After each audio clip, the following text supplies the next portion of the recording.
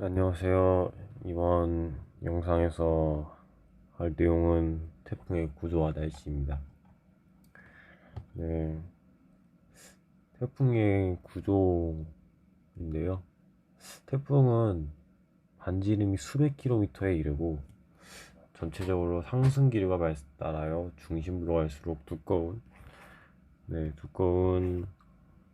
구름이 형성됩니다.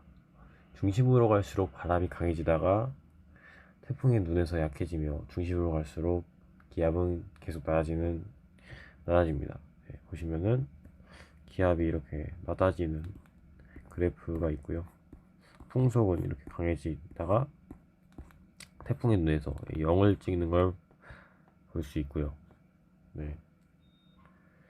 근데 일단은 어 태풍의 눈이 일단 어느 정도 크기를 가질 수 있는가? 네, 보면 대충 이제 아까 태풍의 직경이 반지름이 수백 킬로미터, 네, 뭐 500km일 수도 있고 뭐 1000km일 수도 있고요.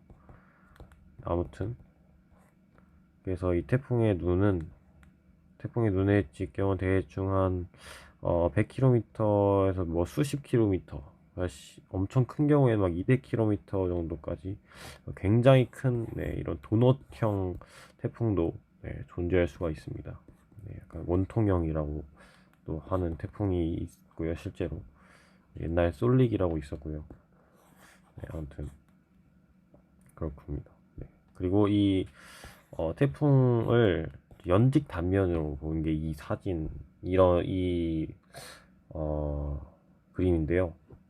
여기가 태풍의 눈이죠, 여기. 그리고 어, 이 두 구름 벽을, 요 두 개를 눈벽이라고 부릅니다.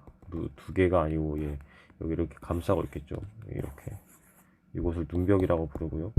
이곳에서 가장 풍속이 빠르고, 네, 빠릅니다. 비도 뭐 많이 오겠죠. 물론 태풍이 비가 안 오는 경우도 있고요. 네, 바람 태풍이라고, 비는 거의 안 오고 바람만 엄청 강한 태풍도 있고요. 비바람 둘 다 동반하고 하는 태풍도 있고, 바람은 약한데 비를 엄청나게 쏟는 태풍도 있습니다. 네, 아무튼 그래서 눈벽에서 풍속이 가장 강하다.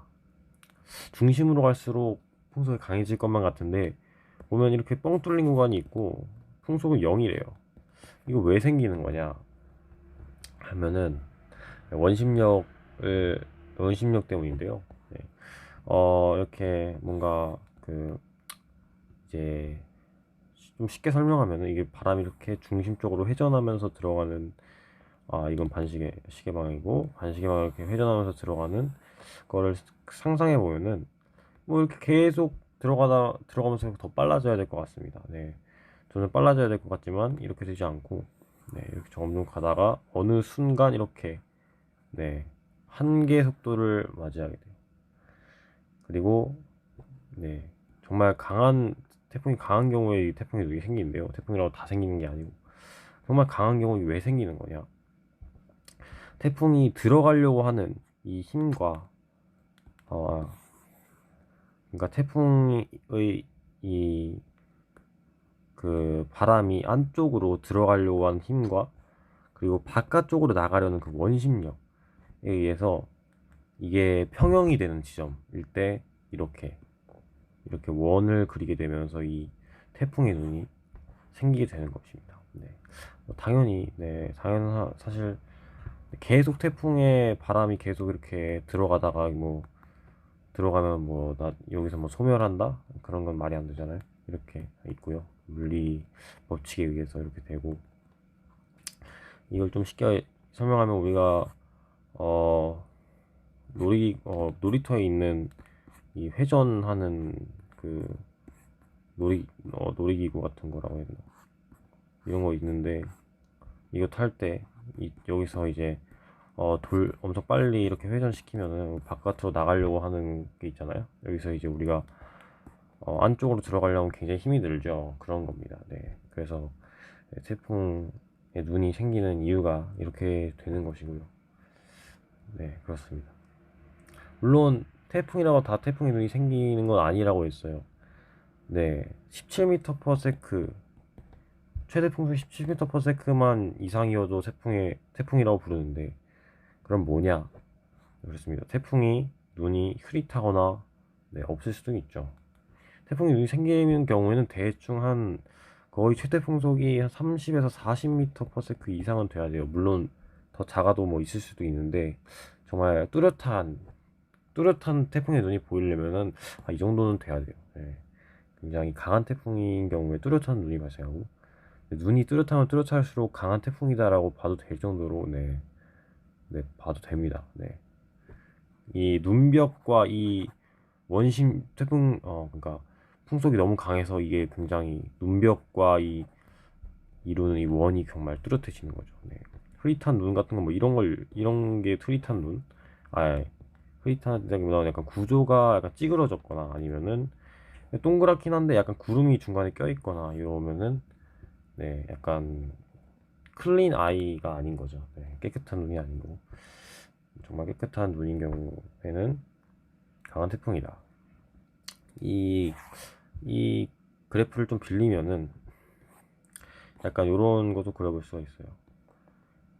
네, 이렇게 땡긴 뭔가 이런 이게 풍속이고 이게 0km에서 0km 거리다. 그러면은 이 그래프를 보고 무슨 생각을 할 수 있느냐? 네, 풍속이 0이 아니죠 0km에서 중심을 0km로 잡으면 그러면은 여기서 이제 이걸 보고 풍속이 0이 아니다. 그러면 이걸 보고 이제 태풍의 눈이 흐리거나 태풍의 눈이 없거나 이렇게 생각을 해볼 수가 있고요. 네. 그리고 또, 네, 그렇습니다. 그리고 아까 설명 안 한 게 있는데, 보면은 기압은 똑같이 이렇게 약간 대칭적인 구조를 이루고 있는데, 왜 풍속 그래프죠. 이 진한 게, 그게.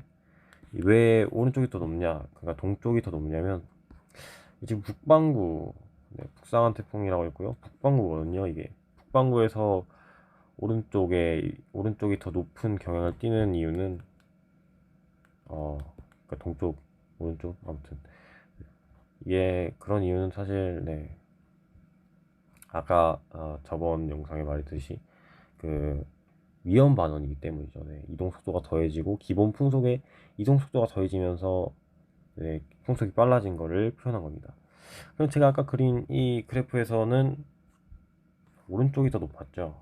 근데 만약에 왼쪽이 더 높다. 그러면은 뭘 알 수 있을까요? 여기서 얻을 수 있는 정보. 그쵸. 왼쪽이 더 높다라기보다는 서에서 동이라고 하고,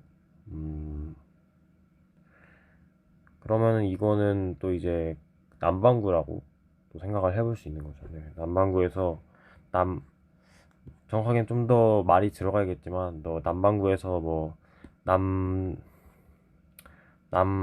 남진한다고 해야 되나? 아무튼, 남쪽으로 가는 태풍이 있으면은 이쪽으로 가겠죠.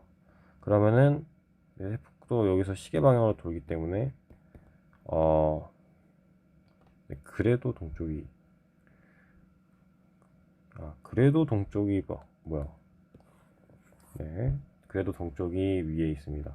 네, 남쪽으로 가면요. 네, 이렇게 알아봤고요. 어, 네, 남반구에서 그냥 북쪽으로 가면은 뭐 시계 방향이니까 서쪽이 더 오를 수 있겠죠. 네, 아무튼 확인해봤고요. 그렇습니다. 그래서 태풍의 눈인데 태풍의 눈에서 또 이제 현상이 또 있어요. 여기서 있는 이제 그 더 이상의 공기가 차단됐다라고 봐도 되는 거거든요. 약간 그러니까 이렇게 불어 들어오는 게 못 들어오는 거죠. 여기가 공기가 부족한 경향이 있게 되는 겁니다. 그래서 이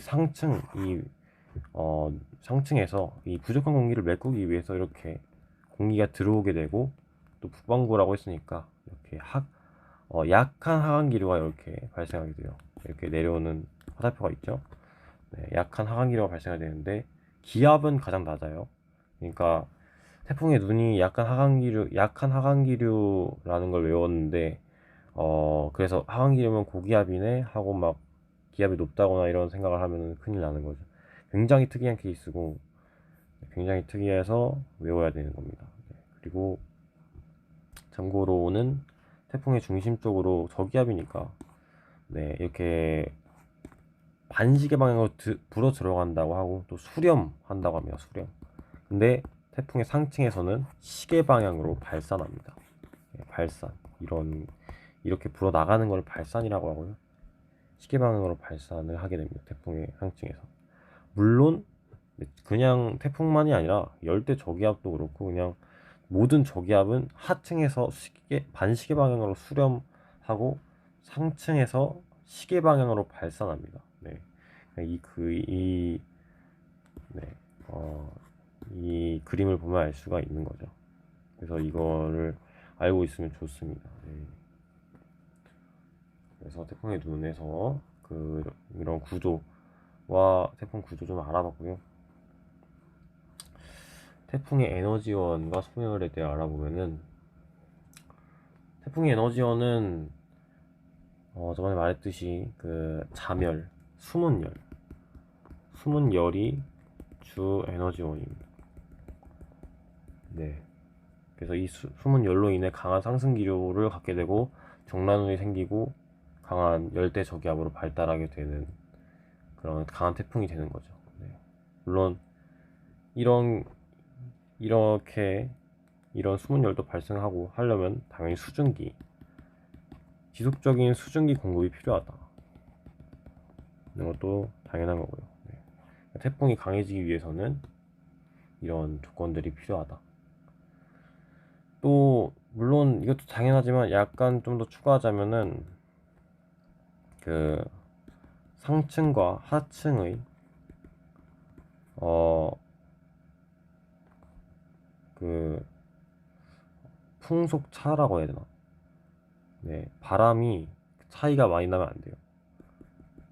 풍속 차가 적으면 적을수록 네, 태풍에 유리하다. 태풍 성장에 유리하다.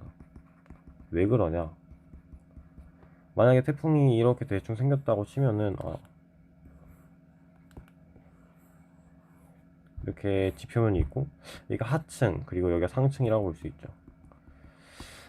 그러면은 만약에 하층과 상층의 풍속차가 크다는 거를 예시로 들어볼게요. 만약에 이쪽으로 20m/s로 기본적으로 바람이 불고 있고 네, 이렇게 이쪽으로 한 10m/s라고 칩시다. 그러면 둘의 풍속차는 30m/s가 되는 거죠. 네, 왜냐면 왼쪽으로 10에다가 오른쪽으로 20이니까 그 차이는 네, 오른쪽으로 30m/s 아무튼 네, 그 정도 차이가 나고요. 그러면 어떻게 되냐면 이 태풍이 구조를 유지를 못하는 겁니다. 너무 차이가 심해서 이렇게 찢겨 나가요. 이쪽으로 이렇게 이런 느낌으로. 그러면 여기가 그냥 절단 나고 태풍이 엄청난 속도로 약해집니다. 네, 그래서 상하층에 풍속차가 적으면 적을수록 유리하고요. 왜냐하면 안정적으로 유지를 할 수 있으니까. 그렇습니다. 그래서 네, 이렇게 되면 또 소멸을 할 수도 있겠죠, 태풍이. 그래서 태풍의 소멸에 대해서 알아보면 태풍은 왜 소멸하나? 아까 말했듯이 이런 풍속차가 엄청 강해도 뭐 소멸할 수 있고요. 또 주로 소멸하는 이유는 지속적인 수증기 공급, 열 공급 이걸 못 받을 때죠.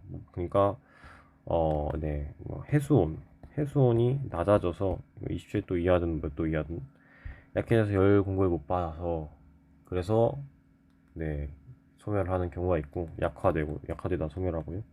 그리고 또 육지의 상륙 하면은 당연하지만 바다에서 이제 열 공급을 받는 걸 네, 전제로 하고 있는데 뭐 그냥 육지에 오면은 태풍은 그냥 네, 아무런 열 공급도 받지 못하고 네, 소멸하게 되겠죠.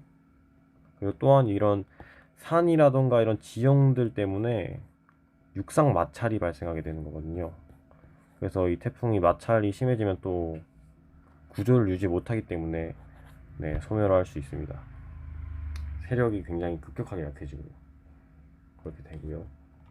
네, 그렇게 해서 다음에는 문제를 풀어보도록 하겠습니다.